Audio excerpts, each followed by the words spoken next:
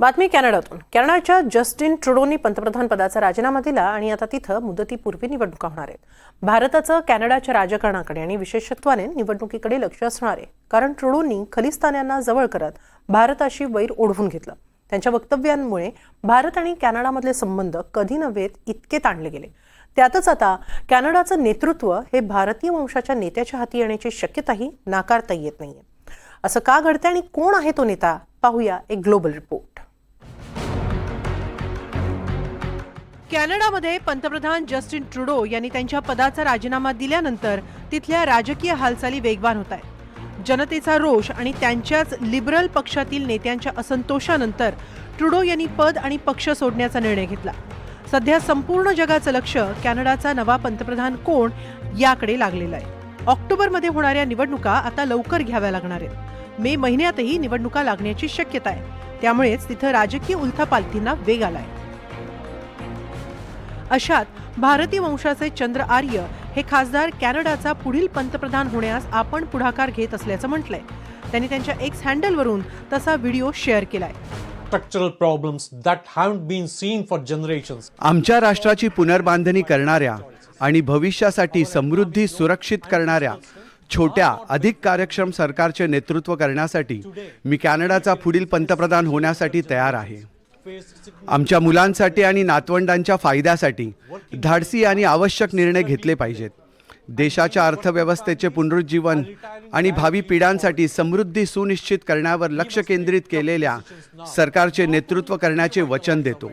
अशा देशाची कल्पना करा जिथे उद्योजक भरभराट करतात, जिथे तरुण पिढीला समान संधी उपलब्ध असतात आणि जिथे कॅनेडियन कुटुंबांसाठी अभिमान आणि मूल्यांची नवीन भावना स्वीकारली जाते। चंद्र आर्य हे नेपियनचे खासदार आहेत। कर्नाटकातील तुमकूर जिल्ह्यातील द्वारलू गावचे ते रहिवासी। कर्नाटक विद्यापीठाशी संलग्न संस्थेतून त्यांनी MBA केलं। 2006 मध्ये ते कॅनडामध्ये स्थलांतरित झाले। राजकारणात प्रवेश करण्यापूर्वी इंडो कॅनडा ओटावा बिझनेस चेंबरचं अध्यक्षपद त्यांनी भूषवलं। 2021च्या फेडरल निवडणुकीत ते निवडून आले। 2022 मध्ये हाऊस ऑफ कॉमन्समध्ये मातृभाषा कन्नडमधून त्यांनी भाषण केलं। मातृभाषेतून बोलणारे ते पहिलेच खासदार। टोरंटोमधील हिंदू मंदिरांच्या तोडफोडीवर त्यांनी रोखठोक भूमिका घेतली। तोडफोडीला खलिस्तानी अतिरेकी जबाबदार असल्याचंही म्हटलं। सुरुवातीला ट्रुडोंचे निकटवर्ती अशी त्यांची ओळख होती, मात्र ट्रुडोंच्या खलिस्तानी समर्थक भूमिकेनंतर दुरावा वाढला। सध्या कॅनडा आर्थिक अडचणींतून जात आहे। त्यातच आर्य यांनी कॅनडासमोरील काही दबावपूर्ण समस्यांवर प्रकाश टाकला आणि निर्णायक कारवाईची मागणी केली। आमची आर्थिक वाढ आणि आर्थिक ताकद अनेक कॅनेडियन लोकांना लाभ देत नाही। अनेक कामगार कुटुंब गरिबीत निवृत्त होत आहेत, हे मान्य नाही आणि आता बदलाची वेळ आली आहे, असं आवाहन त्यांनी कॅनेडियन नागरिकांना केलंय। दरम्यान भारतीय वंशाच्या अनिता आनंद यांचंही नाव पंतप्रधान पदाच्या शर्यतीत आहे।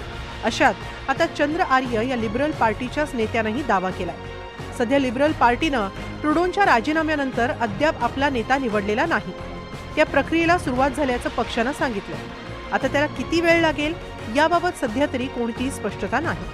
मात्र कॅनडाच्या राजकारणात कोण कसं वरचढ ठरतंय त्यावर कॅनडाचं नेतृत्व खरंच भारतीय वंशाच्या नेत्याकडे जातं का, आणि असं झालंच तर कॅनडा आणि भारताचे संबंध सुधारण्यास मदत होते का, ते पाहणं महत्त्वाचं ठरेल। Bureau report, NDTV Marathi.